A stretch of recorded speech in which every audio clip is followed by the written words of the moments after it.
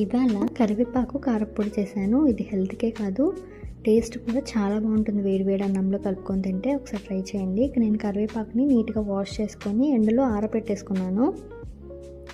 ఎండుమిర్చి మీ స్పైస్ తగ్గట్టు తీసుకోండి. ఇక్కడ కొద్దిగా చింతపండు, ధనియాలు, మినపప్పు, శనగపప్పు, సాల్ట్, వెల్లుల్లిపాయలు ఒక 5, కొద్దిగా మెంతులు, జీరా, నువ్వులు తీసుకొని ఇక్కడ ఒక ప్యాన్ తీసుకొని ఆయిల్ వేసుకొని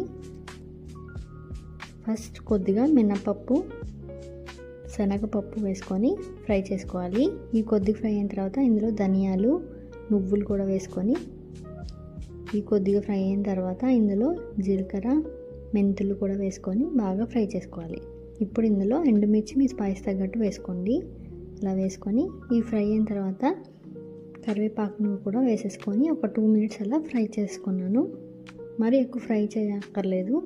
ఇలా ఫ్రై చేసుకొని మిక్సీ జార్లో వేసుకొని ఇప్పుడు ఇందులో వెల్లుల్లిపాయలు, సాల్ట్ చూసుకొని వేసుకోండి, కొద్దిగా చింతపండు కూడా వేసుకొని ఫైన్గా గ్రైండ్ చేసేసుకున్నాను. అంతే, సింపుల్గా అయిపోయి మన కరివేపాకు పొడి రెడీ. చాలా బాగుంటుంది వేడివేడి అన్నంలో కానీ ఇడ్లీలోకి, దోశలోకి కూడా బాగుంటుంది.